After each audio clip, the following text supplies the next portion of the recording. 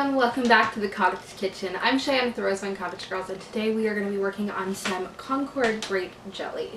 So before we really get started, there's a couple of the prep work things that you need to do, and then we'll jump right into making our jelly.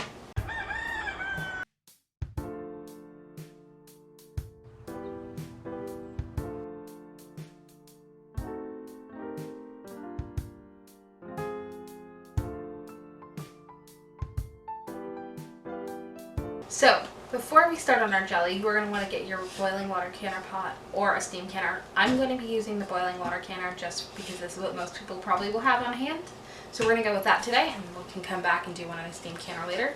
We've also got our little ball lids in a saucepan with water to heat up. We've got water to fill 2 to 3 inches above our half-pint jars. That's really important. You want to make sure in the water thing that the water comes above your canning jars. So this is heating right now, and we've got our half pints in the oven. On the lowest setting our oven will reach, which is about 170, and then we will be ready to start our jelly. I'm going to pour our 5 cups of Concord grape juice into our pan, and be really careful. You don't want to get this on your pot. This will do a little bit of a stain. Alright, last cup. And then we are going to add 1 packet of sugar gel. You can do this with pectin, but I'm going to go ahead and just show you how to do this with sugar gel. So learning how to make jelly with a traditional pectin is a really great idea. So we are going to, I forgot my spoon, I'll use this. So we're just going to stir this in, and then we're going to bring it to a rapid boil. And if you don't have quite the right amount of juice, you can add a little bit of water to get it to where you need it to be.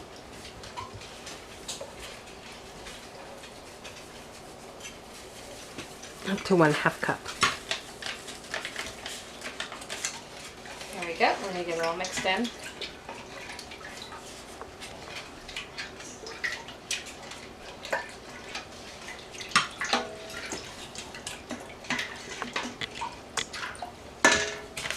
And we're just going to bring this up to a rapid boil.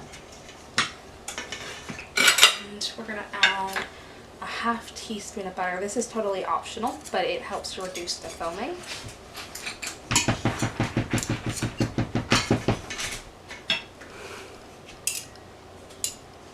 There we go.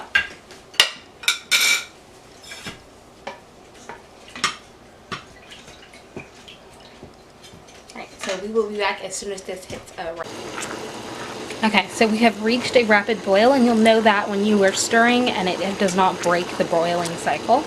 So it is ready to go ahead and add our sugar, and we're going to add 7 cups of sugar. I'm using a raw sugar, but you can use white or brown, or really whatever you've got on hand. We just prefer to use this. We're just going to add it.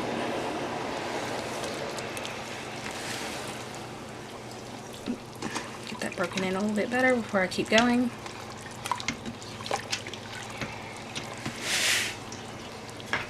And jellies and jams tend to take a lot of sugar, and it will be really tempting to reduce it, but you need to be really careful doing that because it can make your jelly not set.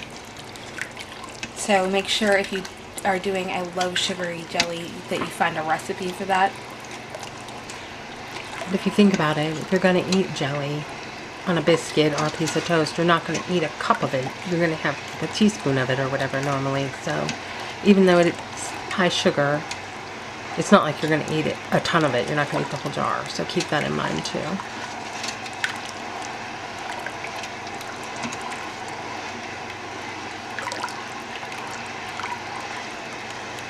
So we are going to let this return to a rolling boil, and then we will be skimming off any foam that appears on the top. And we'll show you in a second well, hopefully it doesn't make any foam, but yeah, in a we'll perfect show world. you what that means, because I know you can look at the instructions and go, what on earth, what kind of foam is in there? We'll show you. So all of our sugar is broken down now, and we are on the verge of returning back to a boil. And the same method will work for any type of juice, just switch the juice out. Absolutely. I was going to say that, but I forgot. Thank you. Good work.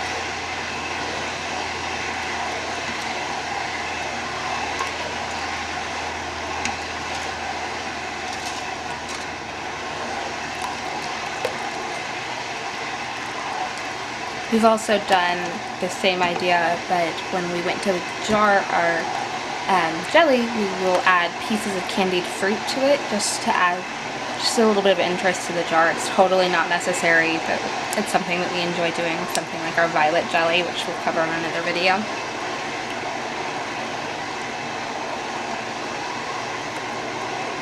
You just want to keep stirring so that nothing sticks or tries to burn on you. There's a lot of sugar in here, so it tends to kind of get a little finicky.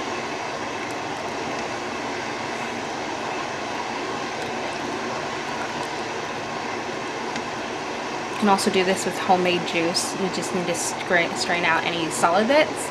We're using a store-bought Concord because our grapes are not producing yet. But either way, perfectly fine.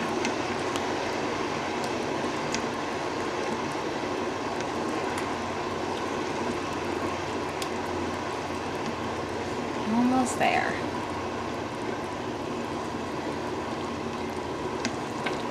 Meanwhile, our boiling water canner has started simmering, so this will be nice and hot when we are ready to start bottling up this stuff.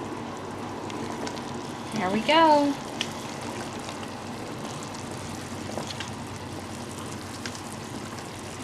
So you can see how there's a bit of foam starting to appear. We are going to start straining that off, or skimming that off. There we go. Okay, so we went ahead and pulled it from the heat. And we're just going to take a metal spoon and run it along the top and get this foamy bit off. It's not entirely necessary to do this, but it does create a much nicer looking end product. So, And this is a really low amount of foam. If you do not put the butter or the margarine, whatever, in it, it can have a significant amount of foam. So this will take you a little bit. This is good. Yep. So butter's a good addition. Mm-hmm.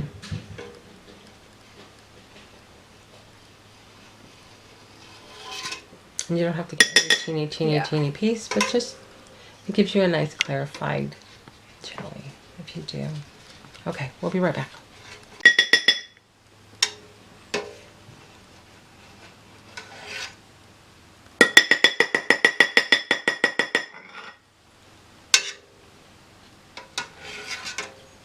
Okay, so we are ready to start ladling into our jars, and I've got my warm half pint here and my funnel. And we've set this on a plate with a paper towel to insulate it from the cold, and it's just going to protect our countertop and make it a little easier on cleanup. So we are going to leave 1/4 of an inch of headspace for these. Take your tape measure and measure from the very top down. Or if you purchase a debubbler, they will most of the time have a little device on it that when you put the edge at the very top, it will tell you what's a 1/4, what's a half, what's an inch, and it makes it really easy. We don't know where ours is, so we're just Never measured really it. need it. No. Alright, so that's done. We are going to take a paper towel, and you can dip this in vinegar. I'm not going to right this second. And just wipe the top rim of your jar. Make sure there are no chips or dings or anything like that that's going to catch your finger or cause it not to seal properly. And then you are going to, where did I put the magnet? Be right back. You are going to take your magnet and get a nice warm lid, and you're going to sit it right on top of your jar. And you're going to take a band, sit it on top, and finger tighten it down. Like that. It's a little warm, so you may want to use a hot pan holder. Grab your grab jar, and we're going to put this in our boiling water canner.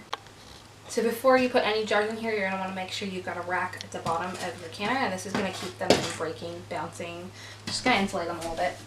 Now we're going to add our jars on top of that. Round 2. And you're just going to keep going until all of your jars are filled, and if you have any extra, you can just stick it in the fridge and it'll be fine. Just eat that one first and enjoy.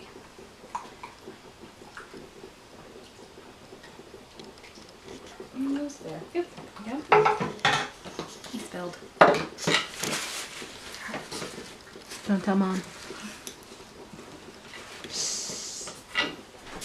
Lid and ring. There we go again, just finger tight. Don't need to squeeze it. Don't want it over tightened, just enough to kind of hold it in place. Those are just to hold the jar or the lids on your jars while it's canning, and then you remove.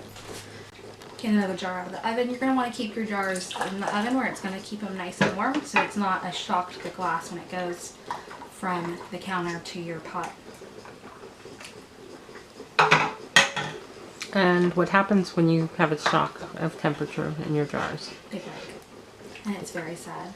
It is very sad. There we go. Nope, a little more.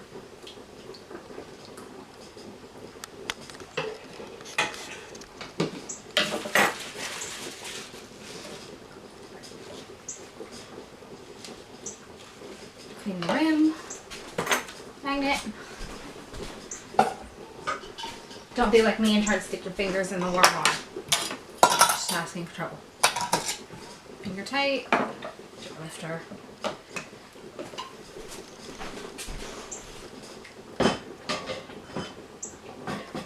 Once you kind of get into the swing of this, it goes pretty fast.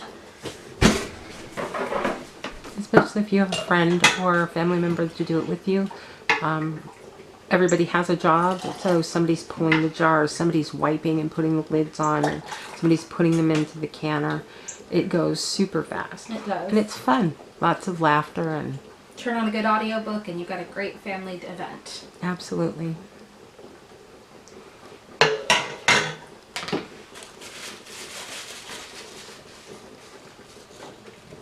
And this is actually a pretty fast processing time, so it is a great one if you're in a hurry.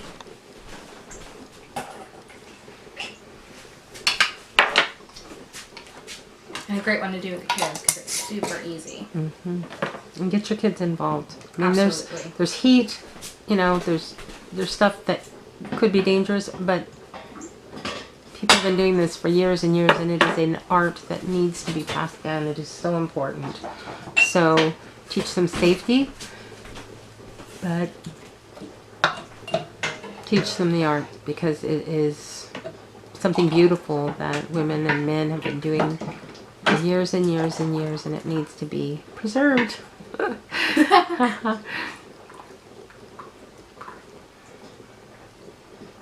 There. I've got my magnet stuck to the bottom of my pan. Mm-hmm. Don't mind me. Got problems. Now, sometimes when you're canning, when you get them out, they can be sticky.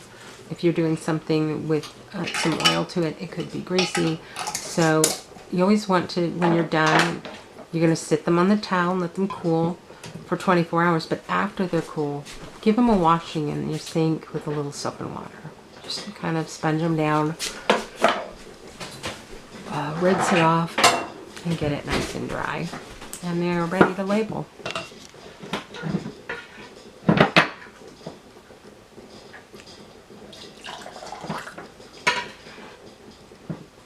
Try to go fast. It's starting to set on me.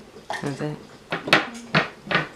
So how long does it take for jelly to set? 24 hours for this recipe. There are refrigerator jellies that can take a little bit longer. But because we're canning this one, this is a 24-hour set. And by set we mean Harden into a jelly Jelly. form where you can put it on a biscuit and it's not just going to roll right off. And if it does not set, if something goes wrong, you can try to, there's troubleshooting methods to fix it. Or it makes a really good syrup. it really Especially does. over ice cream. Not that I know.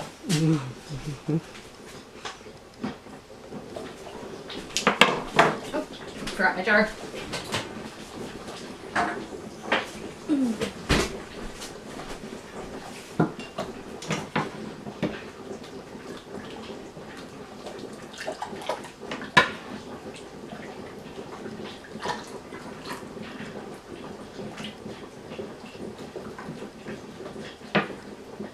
And a good method method is to always prep more jars and lids than you actually are going to need, just to be safe.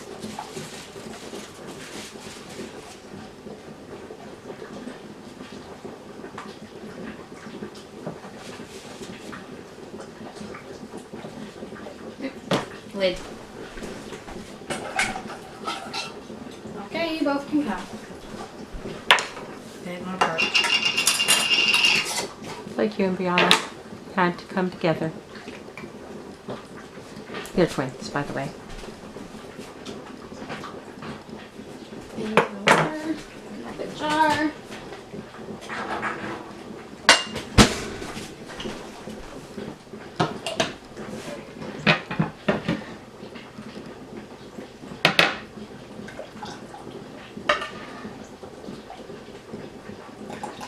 And if you are a smaller family and you just don't think you can get through this much jelly before it would go bad, you can take this down to a smaller jar size also. Just look up the time for that. Or Or if you're share bigger with the family, neighbor. that would work too. Give it as a housewarming gift or Christmas gift. People love getting homemade gems and jelly. Yeah. And you can also take this to a larger size if you're a larger family and we'll go through more in a sitting. Or you just don't want to keep opening little jars.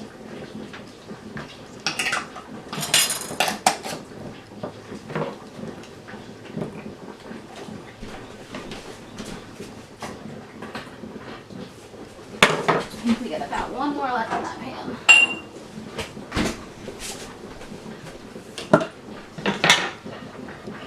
And as you go, your fingers will get more comfortable with the heat. It won't burn quite as bad. Just why I'm not using a hot pan. Or, Is your part Grandma Cottage?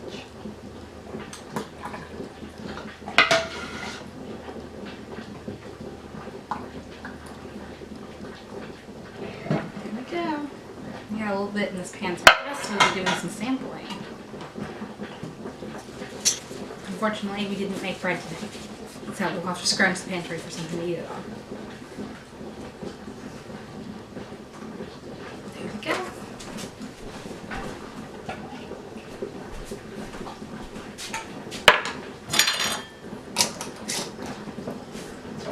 This one. Over to the water we go. Alright, so we are going to let these sit in our canner for 10 minutes. That time is going to change depending on your altitude, so you'll need to check what times you need to can for your altitude. But for here in Tennessee, in Middle Tennessee, it's 10 minutes, and then we are going to pull these out and let them cool. Okay, so our timer has just gone off, and we are ready to start lifting these out and onto our towel. So we've already prepared our towel to be 4 thicknesses. And we're just going to gently tip this back and forth to remove any water from the top, and then we're going to move over to the countertop. And we're just going to sit it gently down, make sure it doesn't tip over, and let it cool. We're not going to touch it for 24 hours. So we will, once it has cooled a little bit, check and make sure it's sealed, and if it hasn't, it'll go in the fridge. But other than that, it's just going to sit there.